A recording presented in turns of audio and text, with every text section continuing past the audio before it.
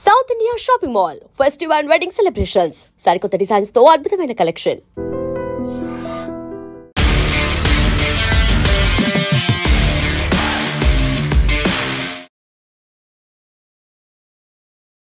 నమస్తే, welcome to iDream social spotlight with Kavitha. తెలంగాణలో local body ఎలక్షన్స్కి బ్రేక్ వేసింది హైకోర్టు. యాక్చువల్గా రాజ్యాంగంలో ఏం చెప్తున్నారు, 50% రిజర్వేషన్ అనేది ఎందులో వర్తిస్తుంది, పాలిటిక్స్కి సంబంధించి క్యాప్ అనేది ఏది లేదా, బోల్డ్ అని ఇష్యూస్ ఉన్నాయి, తెలుసుకోవాల్సినటువంటి అవసరం కూడా ఉంది. మనతో పాటుగా ఉన్నారు పొలిటికల్ సైన్స్ ఫ్యాకల్టీ సంతోష్ గారు. నమస్కారం అండి. నమస్కారం అండి. సో లోకల్ బాడీ ఎలక్షన్స్ అనగానే బోల్డ్ అంత హైప్ ఉంది, చాలా డిలేలు అయ్యాయి, కాబట్టి కోర్టే ఇంటర్వ్యూన్ అయింది, యూ షుడ్ కండక్ట్ ఇట్ అనేది. ఆ తర్వాత సడన్గా మళ్ళీ అదే కోర్ట్ ఆపేసింది. ఇష్యూస్ అనేవి చాలా జరిగాయి, కాకుండా ఒక క్లారిటీ అనేది మిస్ అవుతుంది చాలా వరకు.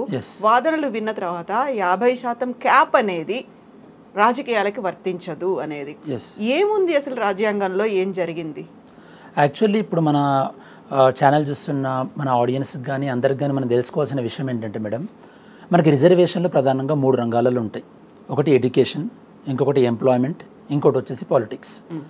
ఎడ్యుకేషన్ గురించి, ఎంప్లాయ్మెంట్ గురించి మన రాజ్యాంగం చాలా క్లారిటీగా చెప్పింది. ఎడ్యుకేషన్ వచ్చేసి ఆర్టికల్ 15, ఎంప్లాయ్మెంట్ వచ్చేసి ఆర్టికల్ 16లో క్లారిటీ ఉంది. అంటే మన రాజ్యాంగం ఆ విషయంలో చెప్పింది ఎవరెవరికి రిజర్వేషన్ ఇవ్వాలని చెప్పేసి. రాజ్యాంగం ప్రకారం ఒరిజినల్గా మనకి ఎస్సీ ఎస్టీలకు రిజర్వేషన్ ఉండేది. తర్వాత మనం మండల్ కమిషన్ 1992లో బీసీ రిజర్వేషన్ కూడా అమలులోకి తెచ్చుకొచ్చినాం. ఎడ్యుకేషన్, ఇది పాయింట్ ఆఫ్ వ్యూలో. ఎడ్యుకేషన్ అండ్ ఎంప్లాయ్మెంట్ కాకుండా రాజకీయాల్లోకి వస్తే మన రాజ్యాంగం చెప్పింది ఒరిజినల్గా ఓన్లీ ఎస్సీ ఎస్టీ రిజర్వేషన్ గురించి మాత్రమే చెప్తుంది.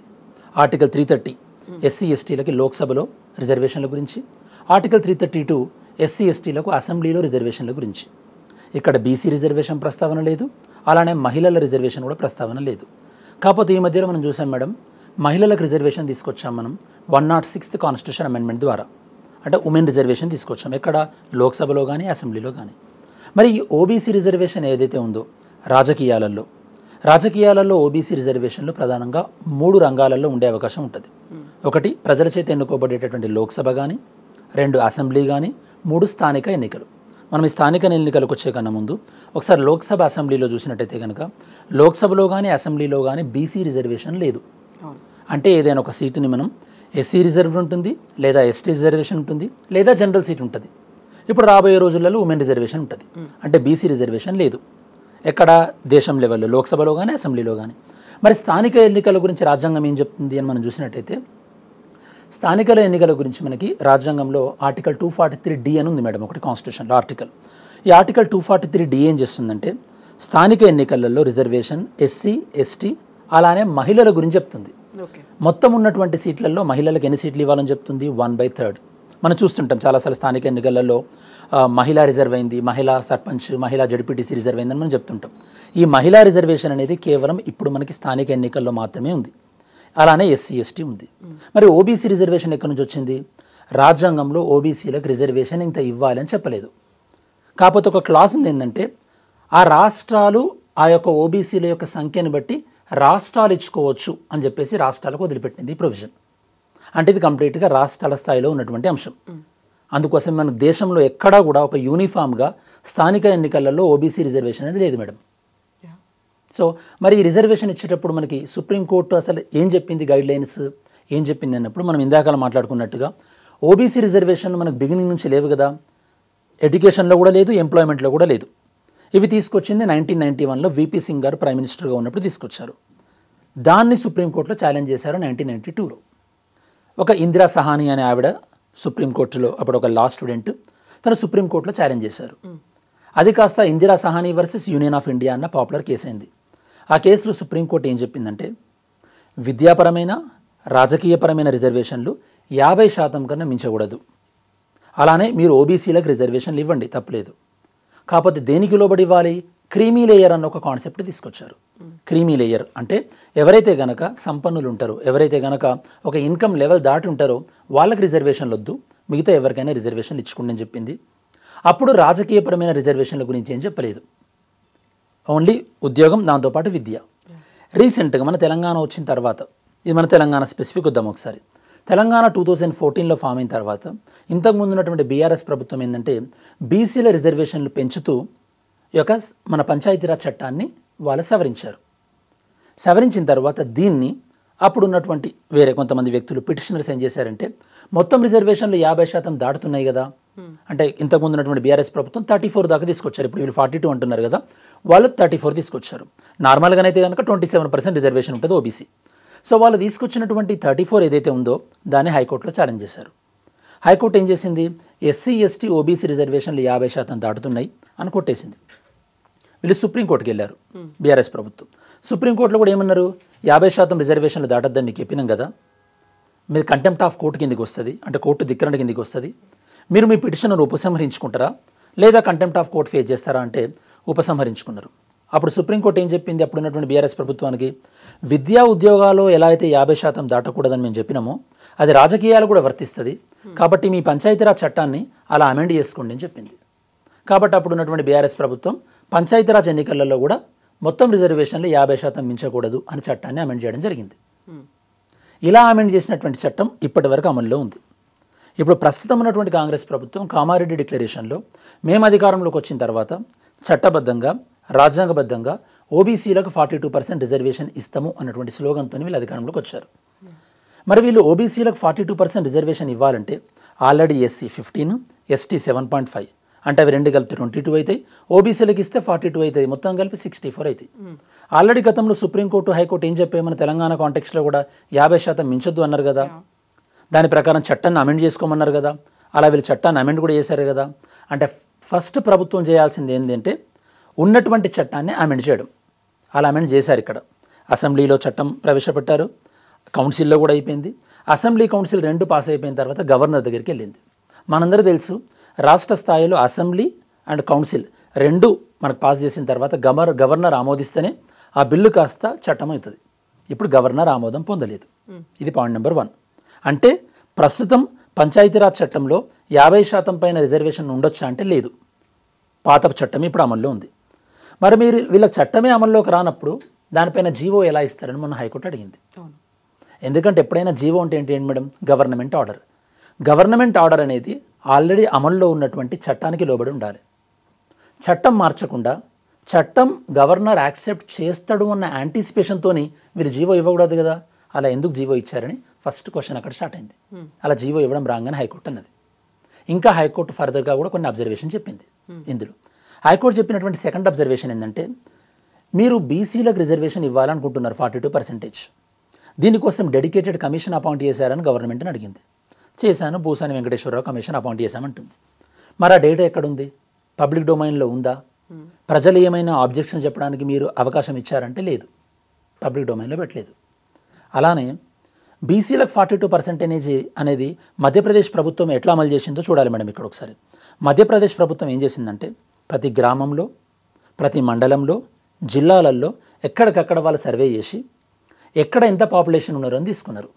ఇప్పుడు ఫర్ ఎగ్జాంపుల్ మీ ఊరు దగ్గర ఒక తండా ఉందనుకోండి, అక్కడ అసలు బీసీలే లేరు అనుకోండి, అక్కడ నువ్వు బీసీ రిజర్వేషన్ ఇస్తే ఎవరు పోటీ చేయాలి? మొన్న వచ్చినటువంటి జీవో అట్లనే ఉంది. మొన్న వచ్చిన జీవో మనం కొన్ని న్యూస్ పేపర్లో చూస్తే కొన్ని తండాలలో 2-3 బీసీలు ఉన్నారు, మిగతా అందరూ ఎస్టీ ఉన్నారు, దాన్ని నువ్వు బీసీ సర్పంచ్ అని చేసినావు అంటే మెజారిటీ ప్రజలు అన్యాయం అయినట్టే కదా. అంటే ఓబీసీ రిజర్వేషన్ అనేది రాష్ట్రం మొత్తము ఒకే యూనిట్గా చేయడానికి లేదు. ఎక్కడికక్కడ సర్వే చేసి ఎక్కడ ఓబీసీ రిజర్వేషన్ ఎక్కువ ఉంటే అక్కడ ఓబీసీ రిజర్వేషన్ అమలు చేయాలి, ఎక్కడ ఎస్టీలు ఉంటే న్యాయంగా వాళ్ళకి దగ్గాల్సినటువంటి రిజర్వేషన్ ఎస్టీలకు ఇవ్వాలి, ఎస్సీలకు ఇవ్వాలి. ఇలాంటి ఒక కస్టమైజ్డ్ సర్వే అనేది మన దగ్గర మిస్ అవ్వడం వల్ల ఇది లీగల్ హర్డిల్స్ ఫేస్ చేస్తుంది ఈరోజు. దీన్ని మనం టెక్నికల్గా మాట్లాడంటే ట్రిపుల్ టెస్ట్ అంటాం మేడం, ట్రిపుల్ టెస్ట్ ఫార్ములా అంటాం. కాకపోతే మన ఆడియన్స్కి వ్యూయర్స్కి అర్థం కావడానికి సో మనం ఈ విధంగా ఈ ఇష్యూను టేకప్ చేయడం జరిగిందంటే కస్టమైజ్డ్ డేటా అనేది మనకు ఉండాలి. ఒక మండలంలో బీసీలు ఎక్కువ ఉన్నారా, ఎస్సీలు ఎక్కువ ఉన్నారా, ఎస్టీలు ఎక్కువ ఉన్నారా, ఆ ప్రజలను బట్టి ఆ యొక్క జనాభాను బట్టి జనాభా ఆకాంక్షలను ప్రతిబింబించేలా మనం వాటిని రిజర్వేషన్ చేయాలి. అదే మిస్ అయింది ఇప్పుడు. ఇప్పుడు గవర్నర్ దగ్గర ఎంత కాలం ఉంది, గవర్నర్ దాన్ని యాక్సెప్ట్ చెయ్యకపోతే మళ్ళీ తిరిగి పంపించే అవకాశం ఉంది, ఒకవేళ అప్పటికి కూడా యాక్సెప్ట్ చేయకపోతే అది చట్టంగా మారుతుంది. ఈ లొసుగు అనేది ఏం జరుగుతుంది యాక్చువల్గా, గవర్నర్ ఎందుకు ఆపేశారు? యాక్చువల్లీ ఒక విషయం మేడం, ఏదైనా ఒక బిల్లు గవర్నర్ దగ్గరికి వెళ్ళినప్పుడు గవర్నర్కు ఉండేటటువంటి ఆప్షన్స్ ఏందో ఫస్ట్ మనం తెలుసుకుందాం. గవర్నర్ నార్మల్గా యాక్సెప్ట్ చేశాడు అనుకోండి, బిల్లు చట్టం అయిపోతుంది, క్లియర్. గవర్నర్ రిజెక్ట్ చేశాడు అనుకోండి, బిల్లు చట్టం కాదు. మీరు అన్నట్టుగా గవర్నర్ రిటర్న్ పంపించాడు అనుకోండి, అప్పుడు మళ్ళీ అదే బిల్లును చేంజ్ చేసినా చేయకపోయినా మళ్ళీ గవర్నర్కి పంపిస్తే గవర్నర్ యాక్సెప్ట్ చేయాలి, ఛాన్స్ లేదు. బట్ 4వ ఆప్షన్ ఏంటంటే గవర్నర్ ఈ బిల్లును రాష్ట్రపతి కూడా పంపించవచ్చు. ఇప్పుడు ఇది 4వ ఆప్షన్ యూజ్ చేశాడు గవర్నర్. రాష్ట్రపతికి ఏ సందర్భంలో పంపించాలి గవర్నర్? ఏ సందర్భంలోనైతే కనుక రాజ్యాంగ ఉల్లంఘన జరుగుతుంది అని గవర్నర్ భావిస్తాడో అప్పుడు ఆ బిల్లును గవర్నర్ రాష్ట్రపతికి పంపించవచ్చు. ఇక్కడ రాజ్యాంగ ఉల్లంఘన జరుగుతుంది అని గవర్నర్ భావిస్తుండు. ఏ విధంగా జరుగుతుందంటే ఆల్రెడీ సుప్రీంకోర్టు 50% రిజర్వేషన్లు దాటద్దు అని చెప్పింది. అలానే డెడికేషన్ కమిషన్ డేటా బయటకు చెప్పలేదు. దాంతోపాటు రిజర్వేషన్ అనేది కస్టమైజ్డ్గా అంటే ఆ ప్రాంతాన్ని బట్టి ఇవ్వలేదు. సో ఇన్ని రాజకీయపరమైనటువంటి అంశాలు ముడిపడి ఉన్నాయి కాబట్టి దీన్ని రాష్ట్రపతికి పంపించారు. ఇప్పుడు ఇదంతా కూడా ఇప్పుడు మనకి రాష్ట్రపతి పరిమితిలో ఉంది. అండ్ రాష్ట్రపతి ఒకవేళ దీనికి ఆమోదం చెప్పినా కూడా మళ్ళీ ఇది హైకోర్టులో ఛాలెంజ్ అయింది. ఇప్పుడు హైకోర్టు రేపు గవర్నమెంట్ ఫేవరబుల్గా ఇచ్చినా కూడా మళ్ళీ ఇది సుప్రీంకోర్టులో ఛాలెంజ్ అయ్యే అవకాశం ఉంది. పిటిషనర్లు వెళ్ళొచ్చు ఆబ్వియస్లీ. ఎందుకంటే గతంలో ఏం జరిగిందంటే మేడం, మహారాష్ట్రలో ఇలానే స్థానిక ఎన్నికలు 50% దాటి కండక్ట్ చేశారు. కండక్ట్ చేసిన తర్వాత సుప్రీంకోర్టు అలా కండక్ట్ చేయబడినటువంటి ఎలక్షన్స్ని రద్దు చేసింది. అంటే సర్పంచ్ ఎన్నికైన వాళ్ళు, వార్డు మెంబర్ ఎన్నికైన వాళ్ళు, ఎంపీటీసీ ఎన్నికైన వాళ్ళు వాళ్ళందరూ వాళ్ళ పదవులను కోల్పోయినారు. అంటే ఎంత టైం లాస్, ఎంత ఎనర్జీ లాస్, ఎంత రిసోర్సెస్ లాస్ మనం చూడవచ్చు కదా మేడం. ఎగ్జాక్ట్లీ. సో ఇది ఇప్పుడు జరుగుతున్నటువంటి విషయం.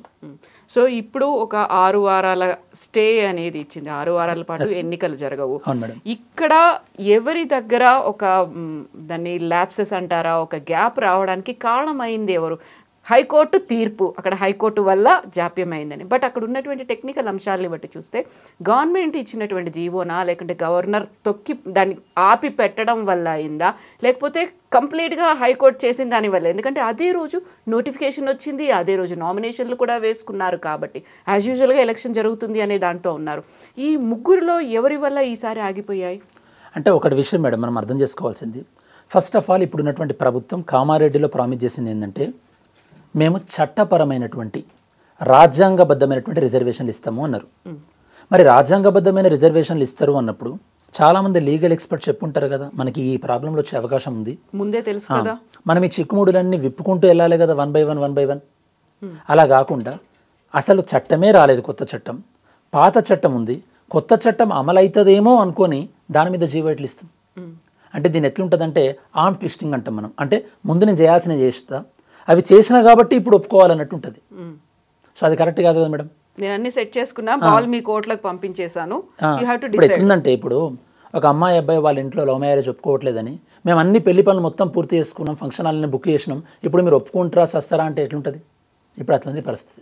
సో ప్రభుత్వం జీవో ఇచ్చింది, నోటిఫికేషన్ ఇద్దామనుకుంది, అది చూపెట్టి కోర్టులో అప్రూవల్ తీసుకొద్దాం అనుకుంది, అది జరగలేదు. సో ఇక్కడ ప్రభుత్వంది కంప్లీట్గా 100% రాంగ్ మేడం. ఎందుకంటే ఆ ప్రభుత్వం జీవో ఇవ్వడం వల్లనే రాష్ట్ర ఎన్నికల సంఘం ఏర్పాట్లు స్టార్ట్ చేసింది.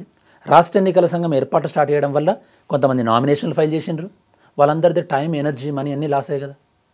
ఆస్పిరేషన్స్ కొంతమందికి, అరే మనం ఈసారి అయితాము అన్నటువంటి వాళ్ళ యొక్క ఆశ ఏదైతే ఉంటుందో దానిపైన కూడా ఇప్పుడు నీళ్లు జల్లినట్టే కదా. సో ప్రభుత్వ పెద్దలు ఎట్లుండాలి, మనం ఇది పోతే రాజ్యాంగంగా మనకేమైనా ఇబ్బందులు వస్తాయా లేదా అని ముందు చెక్ చేసుకొని పోవాలి. అంతే తప్పించేసి ప్రజలకి లేనిపోని ఆశలు రేకెత్తించిన తర్వాత ఇది కాలేదు అంటే అప్పుడు అల్టిమేట్గా ఇబ్బంది పడేది ఎవరు మేడం? ప్రజలే కదా. ఇప్పుడు మనం చూస్తున్నాం మేడం, ఊళ్ళల్లో ఎప్పుడు 2023లో అయిపోయింది పంచాయతీరాజ్, 2 సంవత్సరాలుగా పంచాయతీరాజ్ అసలు స్థానిక ప్రభుత్వాలు లేవు. ఈ స్థానిక ప్రభుత్వాలు లేకపోవడం వల్ల స్ట్రీట్ లైట్లు, మన డివైడర్ల దగ్గర ఊర్లలో స్ట్రీట్ లైట్లు రాకుండా ఎవరు పట్టించుకుంటూ లేరు, క్లీనింగ్ ప్రాపర్గా లేదు, ఏమైనా సమస్యలు ఎదురైనా చెప్పుకుందామన్నా కూడా ప్రాపర్గా వినటం లేరు. అంటే అసలు మన రాజ్యాంగం ఏదైతే ఎక్స్పెక్ట్ చేసిందో స్థానిక ప్రభుత్వాలు, అసలు స్థానిక ప్రభుత్వాలు ఎందుకు తీసుకొచ్చాం మేడం మనం? ఎందుకంటే ప్రజాస్వామ్యం వికేంద్రీకరణ జరగాలి, పరిపాలన ప్రజల దగ్గరికి వెళ్ళాలి అని. ఇప్పుడు ఫర్ ఎగ్జాంపుల్ ఎవరైనా ఒక మహిళ ఈసారి వార్డు మెంబర్గా పోటీ చేద్దాం అనుకున్నా, మీకు లాస్ట్ 2 సంవత్సరాల నుంచి వెయిట్ చేస్తున్నట్టే కదా.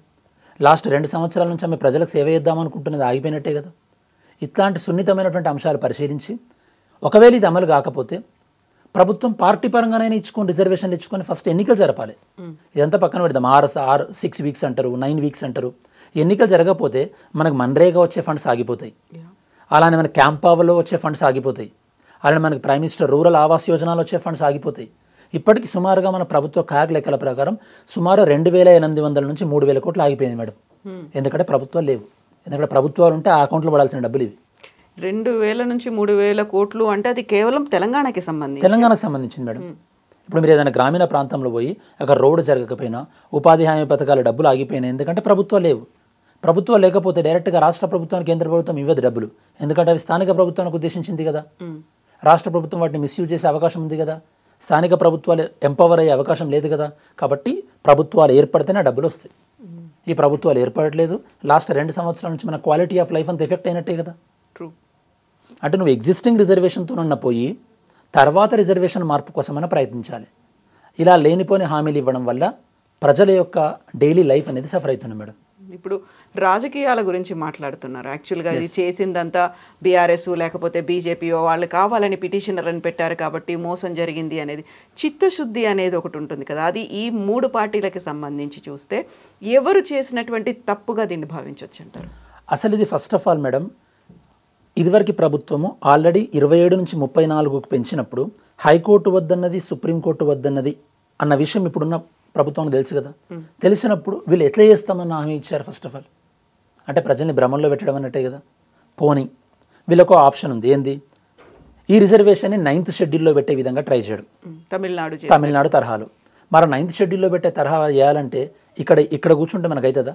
ప్రభుత్వం ఒకవేళ చిత్తశుద్ధి ఉందనుకుందాం చేయాలని, ఎక్కడికి వెళ్ళాలి? పార్లమెంటులో ప్రెజర్ తీసుకురావాలి. పార్లమెంట్లో ఇప్పుడున్నటువంటి కాంగ్రెస్ ప్రభుత్వం యొక్క మనకి లీడర్ ఆఫ్ అపోజిషన్, ప్రధాన ప్రతిపక్ష నేత రాహుల్ గాంధీ గారు, మీరు కానీ నేను కానీ ఎప్పుడైనా మనం తెలంగాణలో బీసీ రిజర్వేషన్ 9th షెడ్యూల్లో పెట్టాలని మాటలనైతే మనం చూడలే కదా. అసలు అది పార్లమెంట్ ప్రొసీడింగ్స్లోనే రాలే కదా. అంటే నువ్వు పార్లమెంటులో కేంద్ర ప్రభుత్వం జయలలిత గారు ఎలా అయితే కనుక వాజ్పేయి ప్రభుత్వం మీద ఒత్తిడి తీసుకొచ్చి దాన్ని 9th షెడ్యూల్లో పెట్టిన నువ్వు అట్లా పెట్టాలి. అంటే అల్టిమేట్గా అది కాదు అని నీకు తెలిసి ఇక్కడిక్కడనే మనము ఇక్కడ గేమ్ ఆడుకుంటుంటుంటే ప్రజలే కదా పిచ్చులయ్యేది. ఇప్పుడు రాజకీయ పార్టీలు ఆపినాము అంటున్నారు. మరి గతంలో వీళ్ళు 34 తీసుకొచ్చినప్పుడు వీళ్ళే కదా పిటిషన్ వేసింది. గతంలో బీఆర్ఎస్ ఉన్నప్పుడు కాంగ్రెస్ వాళ్ళకి సంబంధించిన వాళ్ళు పిటిషన్ వేశారు. కాంగ్రెస్ ఉన్నప్పుడు ఇప్పుడు బీఆర్ఎస్లకు సంబంధించి బీజేపీలకు సంబంధించిన వాళ్ళు లేదా వేరే క్యాస్ట్ సంఘాలకు సంబంధించిన వాళ్ళు పిటిషన్ వేస్తారు. పిటిషన్ వేయొద్దు అని ఆపే హక్కు ప్రభుత్వాలకు లేదు. ప్రభుత్వాలు చేయాల్సిన పని ఏంది మేడం? ఎలాంటి లీగల్ పరమైన ఇబ్బందులు రాకుండా ప్రభుత్వం తన వర్క్ చేయాలి. అంతే తప్పించేసేసి నువ్వు పిటిషన్ వేయకుండా ఎంతమంది బతిలాడుతాం? ప్రతి ఒక్కరికి కోర్టుకు వెళ్ళే హక్కు ఉంటుంది కదా. సో ఆ విషయంలో ప్రభుత్వం వర్కౌట్ చేయాలి. అంటే లీగల్ ప్రూఫ్, ఆ లీగల్ ప్రూఫ్ తీసుకొచ్చి తమిళనాడు తరహాలో ప్రభుత్వం చేసినప్పుడే 9th షెడ్యూల్ తీసుకురాగలిగితే చిత్తశుద్ధి ఉందని మనం చెప్పొచ్చు. సో ఇప్పుడు ఒక 4 వారాలేమో ప్రభుత్వానికి, ఆ తర్వాత 2 వారాలేమో పిటిషనర్లకి, మొత్తంగా 6 వారాలు అంటే నెలన్నర ఇంకా పోస్ట్పోన్ అవుతుంది. ఆ తర్వాత జరిగేది ఏంటి? మళ్ళీ సేమ్ ఇదే ప్రొసీజరు, ఇవే ప్రోటోకాల్స్ ఇవన్నీ ఉంటాయా? సరికొత్తగా ఇంకేమైనా మార్పులు చేయాల్సిన అవసరం ఉందంటారా? ఇప్పుడు మనం 2.5 నెలలు ఐడియల్గా అనుకుంటున్నాం మేడం. అంటే 1.5 మంత్ అనుకోండి, 6 వారాలు అనుకుంటున్నాం. 6 వారాల తర్వాత ఆ రోజే ఫైనల్ హియరింగ్ జరుగుతుంది. గ్యారంటీ ఏంటి? ఎగ్జాక్ట్లీ. మళ్ళీ వాదనలు ఉంటాయి, ప్రతివాదనలు ఉంటాయి.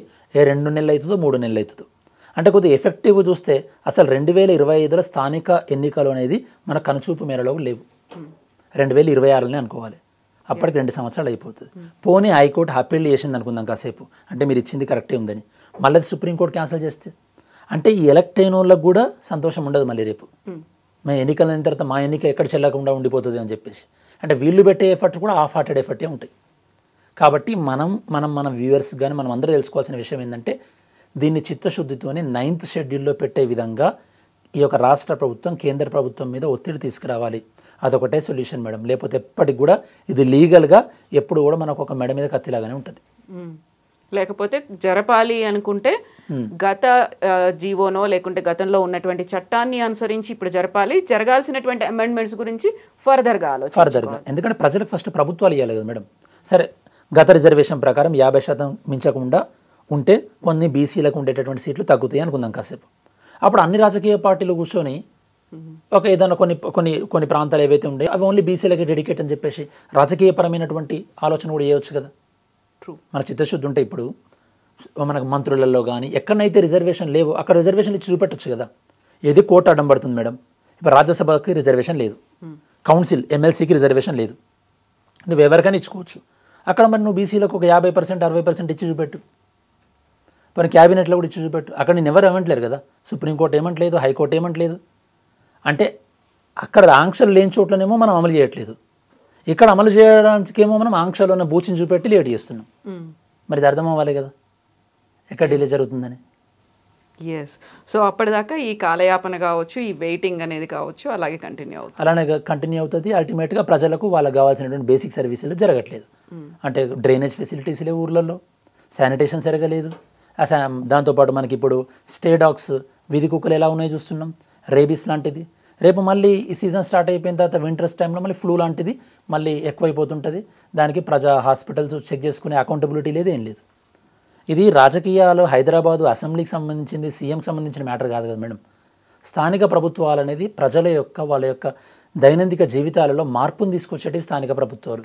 అవి ఎంత డిలే చేస్తుంటే ప్రజలకి మనం మెరుగైన సదుపాయాలు అంత దూరం చేస్తున్నట్టే. ఎస్ సంతోష్ గారు, థ్యాంక్ యూ సో మచ్ అండి. Thank you ma'am. Thank you. And for more videos, Please subscribe to iDream. Please subscribe to iDream. Please subscribe iDream. And please subscribe to iDream. For more videos, subscribe to iDream. please like, share and subscribe to the channel. Congratulations, iDream. Subscribe to iDream. Subscribe to iDream. So subscribe to iDream Media. iDream ki iDream team andarki huge congratulations. Please subscribe iDream Media. Please subscribe to iDream. Subscribe iDream. Please subscribe to iDream. iDream అంటే నా కళల channel subscribe చేసుకున్న నోరు తిరుగుతలేదు, మీరైతే గంట గుర్తు కొట్టండి. For more such videos, please subscribe to iDream. Subscribe to iDream. Please subscribe to iDream. Please subscribe iDream Media. Please do subscribe to iDream. Please subscribe to iDream Media. For best entertainment and information, please subscribe iDream. And don't forget to subscribe to iDream.